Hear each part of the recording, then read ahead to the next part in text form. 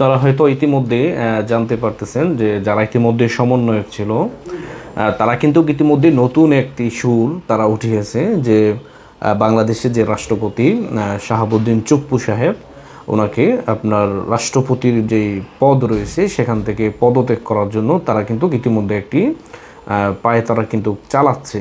এখন প্রশ্ন হচ্ছে যে এতদিন পর আপনার ডক্টর শাহাবুদ্দিন চুপ্পু সাহেবকে কেন আপনার এই পদত্যাগপত্র বা কেন ওনাকে পদত্যাগ করতে হবে এই বিষয়টা সামনে কিন্তু উঠে আসে।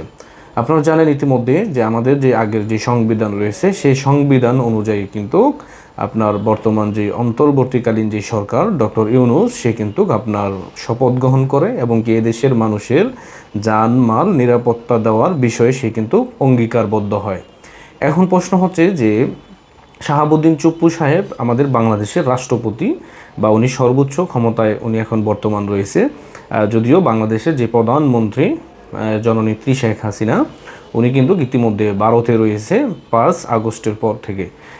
তো এই সংবিধানের উপরে যারা ইতিমধ্যে আপনার শপথ নিয়েছিল রাষ্ট্রপতির কাছ থেকে, এখন কেন রাষ্ট্রপতিকে আপনার তারা পদত্যাগ করতে বলতেছে বা পদত্যাগ কেন করাবে, এই বিষয়টা কিন্তু বড় আকারে একটি ইস্যু হয়ে ইতিমধ্যে আমি মনে করি দাঁড়িয়েছে। যদিও বিষয়টি আজকেই তারা ইতিমধ্যে তাদের ফেসবুক আপনার ভেরিফাইড ফেসবুক আইডি থেকে তারা ইতিমধ্যে এই বিষয়গুলো নিয়ে কিন্তু একটি পোস্ট দিয়েছে।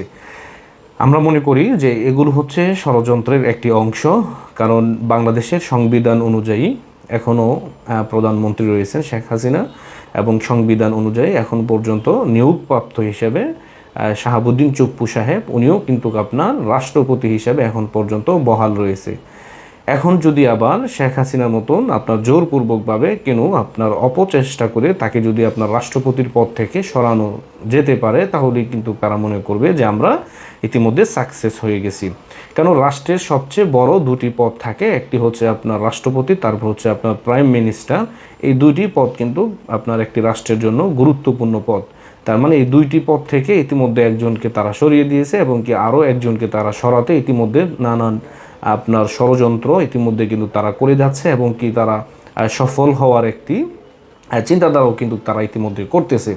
এখন আমরা সাধারণ জনগণ হিসেবে আমরা কি করতে পারি? আসলে এই দেশটা কিন্তু আমাদের সকলের, এই দেশ হচ্ছে আমাদের সকলের মিলেমিশে আমরা এই দেশে বসবাস করব। আমাদের জনগণ আমরা যদি এই বিষয়ে যদি রুখে দাঁড়াই, তাহলে কিন্তু যারা সমন্বয়ক নামদারি রয়েছে আপনার চিটার বাটপার তারা কিন্তু এগুলো করতে পারবে না। আসলে তারা, আমি মনে করি এই মুহূর্তে সারা বাংলাদেশের মানুষকে ঘুমে রেখে মানুষের সাথে এমন বাটপারি করেছে যা কিনা ইতিহাসের যেই মির্জাফর আমরা বলি তাকেও কিন্তু তারা ফেল করে ফেলেছে। তার মানে কি, তাদের ষড়যন্ত্রের কাছে গোটা বাংলাদেশের মানুষ একদম বোকা হয়ে গেছে যে আসলে আমাদেরকে ঘুম পাড়িয়ে রেখে তারা কিভাবে এরকম একটি আন্দোলন করে সফল হয়ে গেল। আসলে আমাদের মাথায় তারা কাঁঠাল রেখে তারা কোষ ভেঙে খেয়ে ফেলছে, অথচ আমরা সেটি টেরই পেলাম না।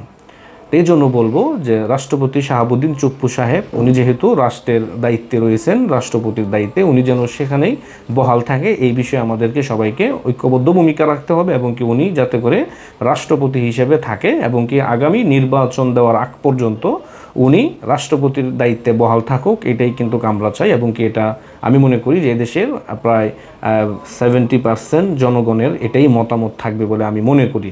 কারণ যেহেতু এই আন্দোলনটি হয়েছে একটি বেকায়দা এবং কি আইন বিরোধী একটি আন্দোলন ইতিমধ্যে তারা করেছে এবং কি এদেশের মানুষের জানমাল নিরাপত্তা কিন্তু ইতিমধ্যে হুমকির মধ্যে ফেলে দিয়েছে এই নামদারি যারা ইতিমধ্যে সমন্বয়ক পরিচয় দিচ্ছে বা তারা যে আন্দোলন করে যারা ইতিমধ্যে বলতেছে যে আমরা সফল হয়ে গেছি, তাদের মুখের যেই কথা বা মধুর যেই মিষ্টি বাণী এগুলো শুনে কিন্তু এদেশের মানুষ অনেকটাই আপনার হাবুডুবু খেয়ে ফেলেছিল কিছুদিন আগে। কিন্তু এখন আমাদের দেশের অনেক মানুষই কিন্তু এই বিষয়গুলো অবগত হচ্ছে যে আসলে এটি ছিল তাদের একটি প্ল্যান এবং কি এদেশের এই দেশটাকে ধ্বংস করার জন্য তাদের এই প্ল্যান কিন্তু তারা ইতিমধ্যে করেছিল।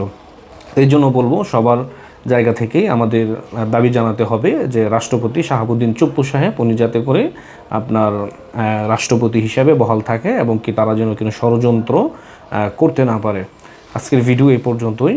ভালো থাকবেন, সুস্থ থাকবেন। আসসালামু আলাইকুম।